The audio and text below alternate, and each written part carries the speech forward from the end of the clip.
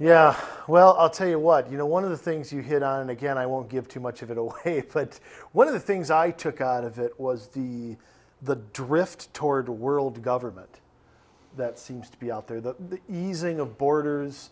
You touch right away about things like the European Union and AIR, I think it's called.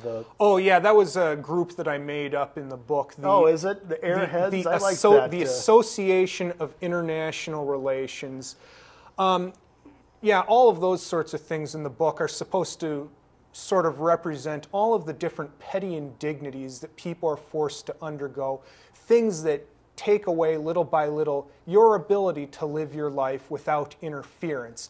No, everyone comes in and asks for their little piece of your action. They come in and say, okay, well, you need to do this, you need to comply with that, and so on and so forth, until it gets to a point where your life isn't your own anymore.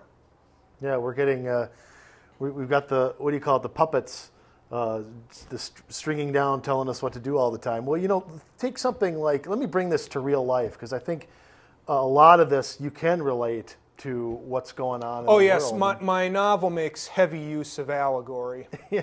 Somebody get me a dictionary and tell me what allegory means. Oh, allegory just means some symbolic thing that's supposed to stand for something that's real. See, now you can tell he's a writer. Look at those big words, ladies and gentlemen. You never hear me talk in words like that. Well, let me just get your opinion. We'll bring this into current events. You see things like NAFTA. You see things like I said, the European Union. Some people think we're headed toward a North American Union, even if it doesn't exist on paper. Right. We're still knocking down those barriers.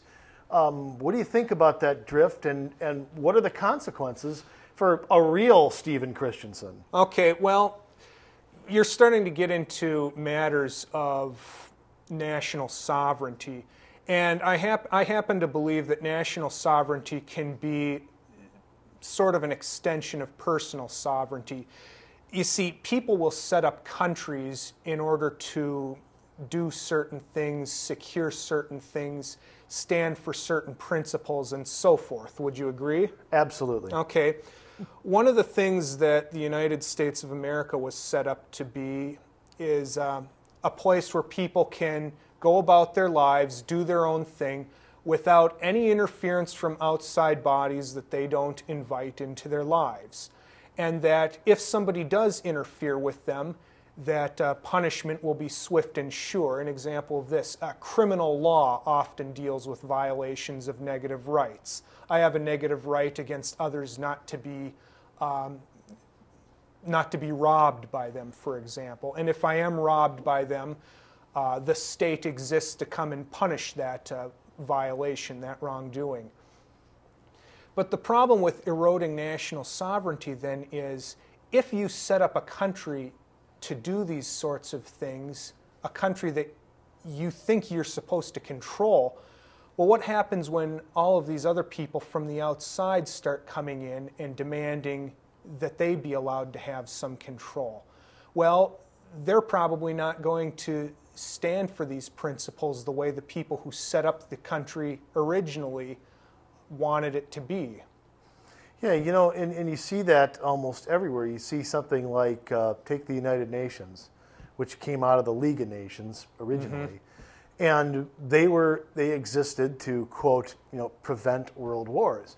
But you look around at what the UN is doing, that's not what they're doing. They've got everything from global warming that they're trying to push legislation on people. They're trying to push Agenda 21 and sustainable development. I mean, they're a lot more than just some peacekeeping organization. No, and they are ultimately doing these things. These things ultimately cause people to lose control over their own lives, whether they know it or not.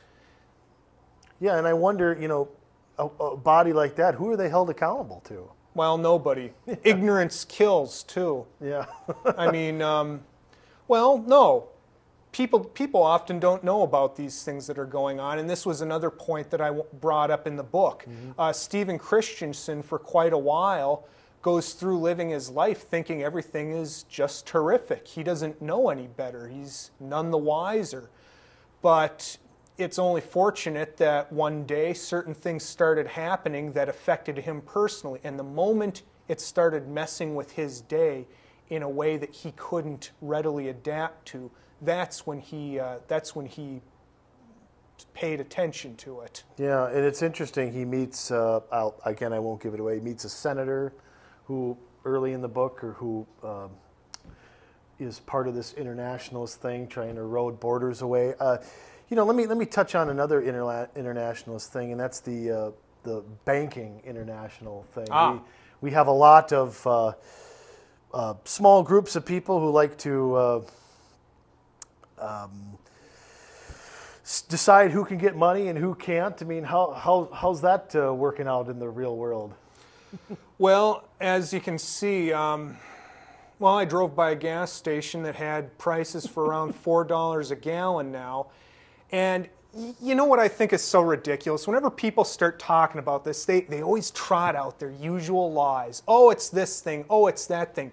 They need to start paying attention to what's going on with monetary policy, going on with the dollar. The value of a dollar has eroded considerably, even just in the last few years.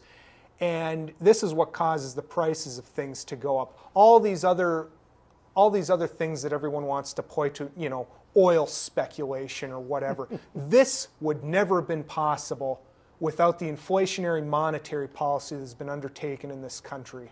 Yeah, they keep making money cheaper, and at the same time, you can't pump the kind of money we've pumped in low interest rates, in bailouts and all that without it losing its value at some point. Right. And my book also addresses this.